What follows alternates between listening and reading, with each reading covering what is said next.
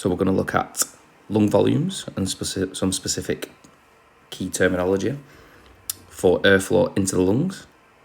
And this is measured through a spirometer trace.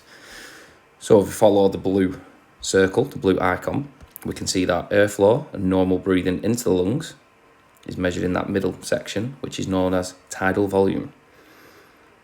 As the airflow spikes, this is referred to as inspiratory reserve volume, or IRV, and this is a maximal breath in. So when you've taken a maximal breath in, we get that spike all the way to the top, obviously because we're consuming more air into the lungs. As we then do a maximal breath out, this is referred to as expiratory reserve volume, or ERV, a maximal breath out. Now, if we combine all the way from a maximal breath in all the way down to a maximal breath out, that's known as vital capacity. So that's a maximal breath in, maximal inhalation, all the way through to a maximal exhalation. Now, when we do a maximal exhalation, we have a little bit of air left over in the lungs, and this is referred to as residual volume. Now, residual volume prevents the lungs from collapsing and sticking together. Very important key component within the lungs that prevents them collapsing and sticking together, and that's referred to as residual volume, and this is the air left over after maximal expiration. Now, if we look at everything all the way from a maximal breath in all the way down to that residual volume, so on the graph from 0 to 70, that's known as total lung capacity, and that's all the available air from a maximal breath in all the way down to that residual volume that we have within the lungs.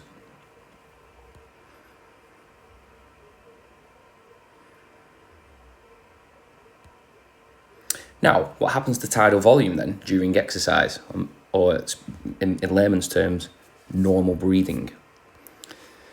So we can see on this graphic that tidal volume increases as we exercise.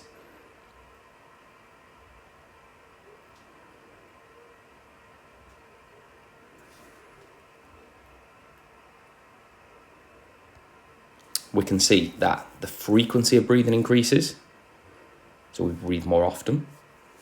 The depth increases. We can see on the graph that the lines have become bigger, deeper.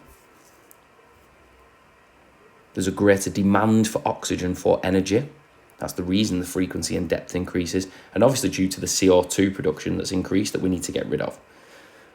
And this is made possible through that breathing muscle contraction. The intercostals and the diaphragm increase in their contraction rate. They contract at a harder, a faster pace, which speeds up inspiration, speeds up expiration, that process where we can take in oxygen and remove CO2 from the body, speeding up gaseous exchange and allowing us to have more oxygen for energy.